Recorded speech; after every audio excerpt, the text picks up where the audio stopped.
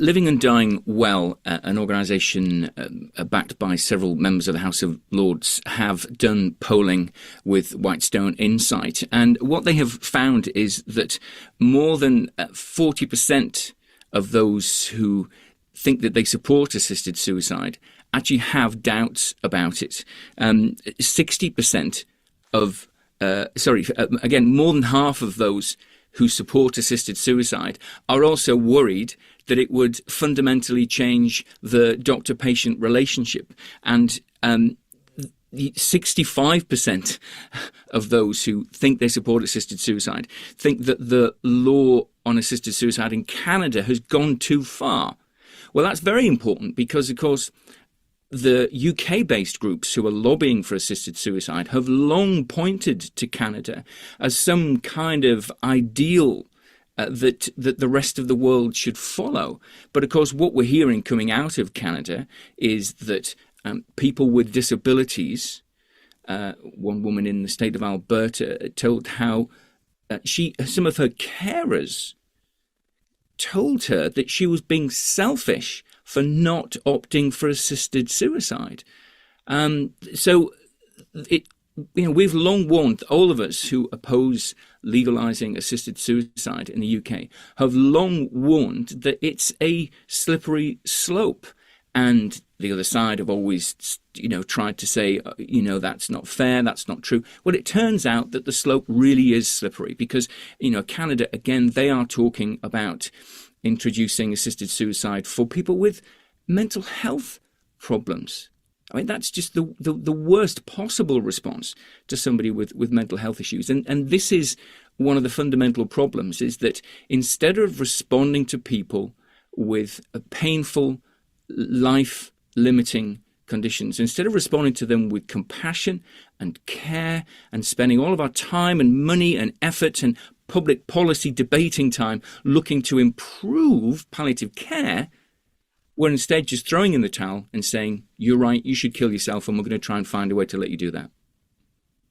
Now, it is worth mentioning that Lord Falconer, who has introduced this bill to the House of Lords, which we've mentioned would allow terminally ill adults with 6 months or less to live get medical support to end their lives. He has said that this would be for people mentally able to make the decision. That is a clear part of this bill. But as you've laid out, there are examples where this has become a very contentious issue, Canada being the example that you've brought to our attention. Share with us a bit about why you're so convicted on this, Simon, that assisted's dying. And we know that on the side of pro this, there are many high-profile voices saying this is the compassionate choice for those who are really struggling at the end of their lives. But why you are so convicted that this isn't the right decision for the UK? Well, yes. Well, just first to quickly pick up on a couple of things about Lord Falconer's bill. I mean, firstly, whatever so-called safeguards go in any kind of assisted suicide legislation, what we know from all the other countries around the world, the countries that have tried this, is that those safeguards get weakened. So Canada did initially have a limitation to, people with terminal conditions and a limited amount of time to live, and that went. And as I say, so in Canada, the law is just getting wider and wider. Same in the Netherlands. So that's why the slope is slippery, and that's why the safeguards, even if they are workable, which they in the first instance, which they're usually not, they get undermined. I mean, and for example, in Lord Falconer's bill, he proposes some kind of court supervision. It's unworkable and worthless. But in terms of the principles, I mean, I think, obviously, for those of us who are Christians, we believe that people's lives are infinitely valuable because those people are made in the image of God. But I would also want to say, of course, that belief in the value of other human beings is not limited by any means to those who are Christians. So I think that is a fundamental issue. I think, secondly, again, a fundamental shared value is compassion. So the person who does have a painful, life-limiting condition, we want to make sure that they get the best possible treatment, that they get the best possible palliative care to help them to deal with issues of pain, but also that they get from us, from those of us who are caring for them, and from society the message that they are valued, that they're respected, that their lives have meaning. And that is the terrible, terrible message which all these debates about assisted suicide send to people, is it says your life isn't worth living. I think that's an unforgivable thing to say to somebody who is suffering. That's a terrible message to send to them. And that's why, and again, to be fair to the people who currently think they support assisted suicide, many of them clearly do agree with these things. And that's why this polling from the Living and Dying Well organization finds that so many of these people do have real doubts about the workability of this. And, I think that the thing about legalizing assisted suicide, we're all very aware that there is a very slick, well-organized, well-funded campaign by pro-assisted suicide campaigners. And they have, lovely people like Esther Ranson to front their campaign.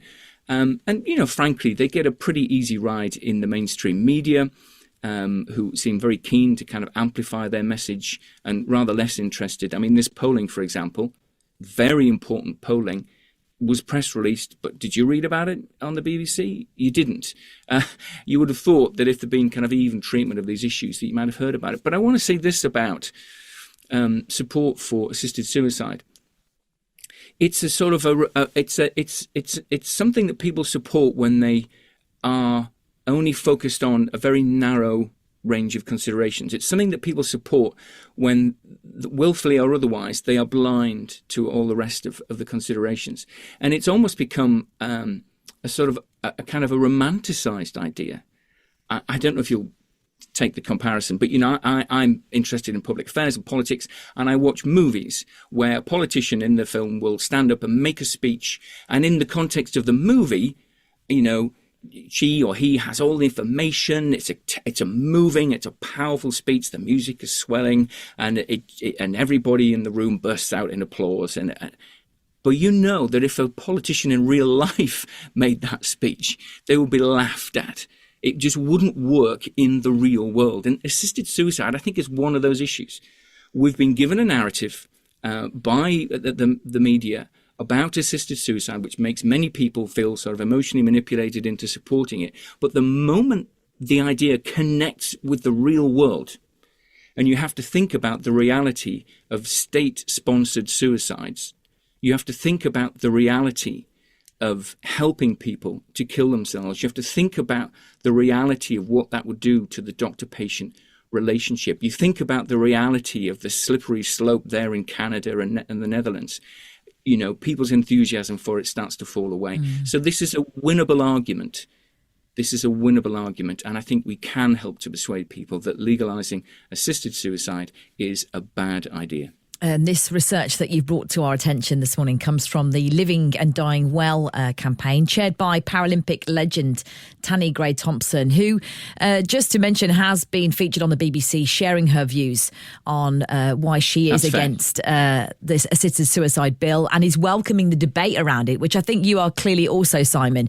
As I've mentioned, that this bill has been introduced by Lord Falconer to the House of Lords, but it means it will now go to a debate phase, and has been reported, these bills don't often make it into law, but they do raise the profile for these conversations. And maybe you are listening thinking, I'm passionate about this. I've got a view, but I'm not a politician. I'm not working for the Christian Institute or have got a microphone that I can use. How can someone listening get involved in this debate and really raise their thoughts for those who are listening, who are making policy changes? Yeah.